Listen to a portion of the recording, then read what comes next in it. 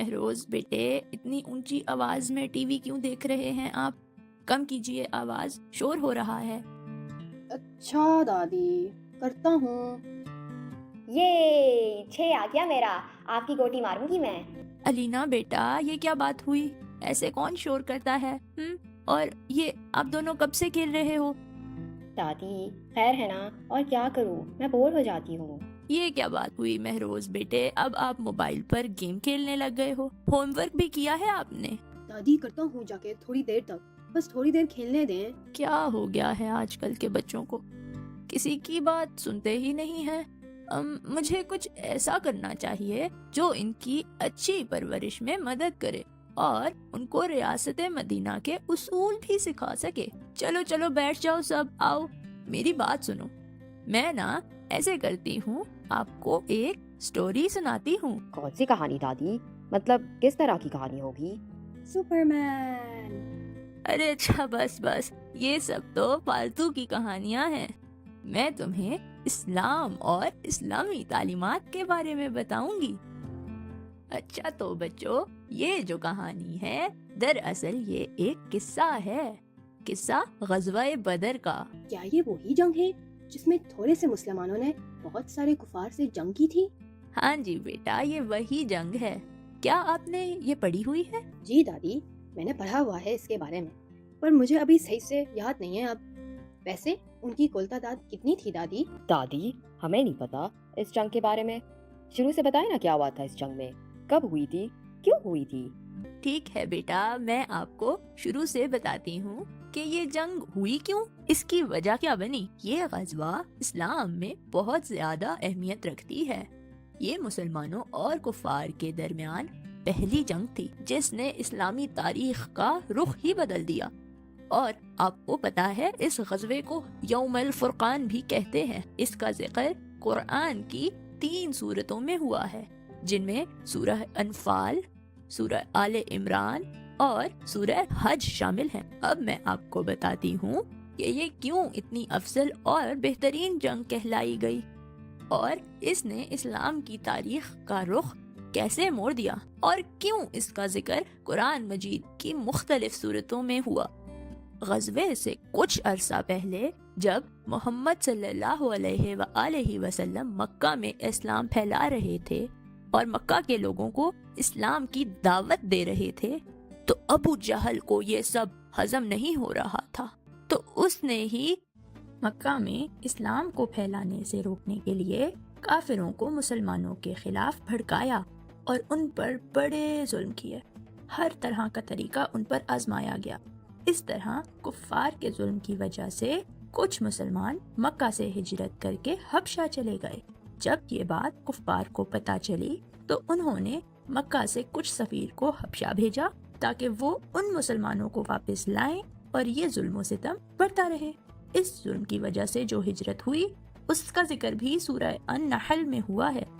جن لوگوں نے ظلم برداشت کرنے کے بعد اللہ کی راہ میں ترک وطن کیا ہے، ہم انہیں بہتر سے بہتر ٹھکانہ دنیا میں عطا فرمائیں گے، اور آخرت کا ثواب تو بہت ہی بڑا ہے۔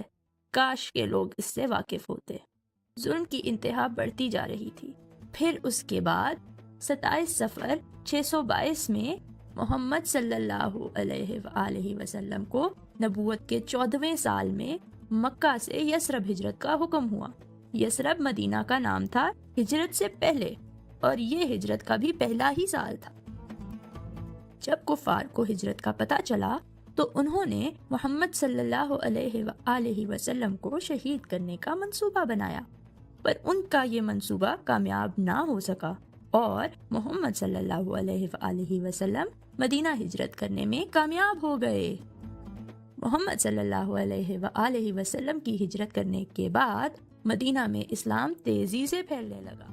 جب یہ بات مکہ والوں کو پتہ چلی تو وہ حسد کرنے لگے۔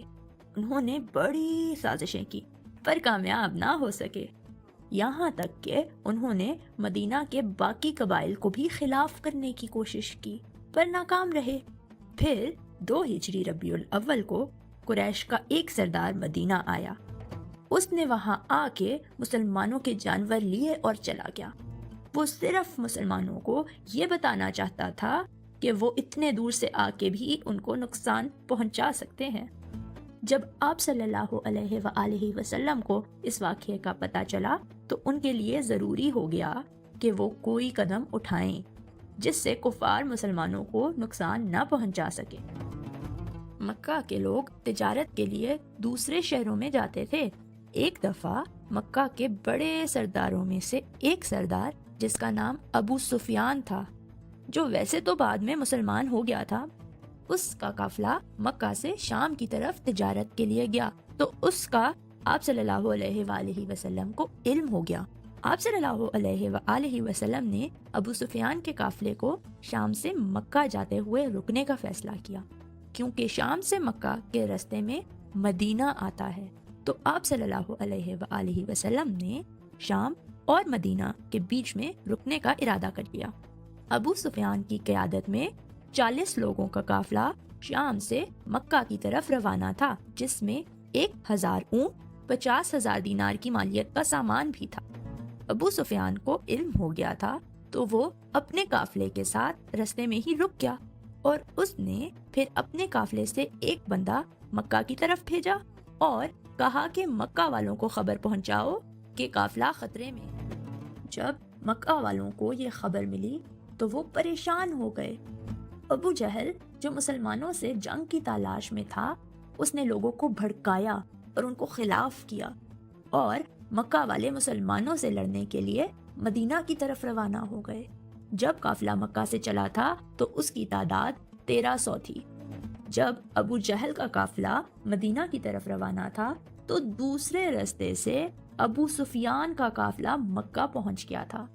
جب ان کو معلوم ہوا تو اخنس بن شریک نے واپسی کی رائے دی، تو ابو جہل جو قریش مکہ کو مسلمانوں کے خلاف بھڑکا کے لایا تھا، اس نے منع کرتے ہوئے بولا کہ جن مسلمانوں پر ہم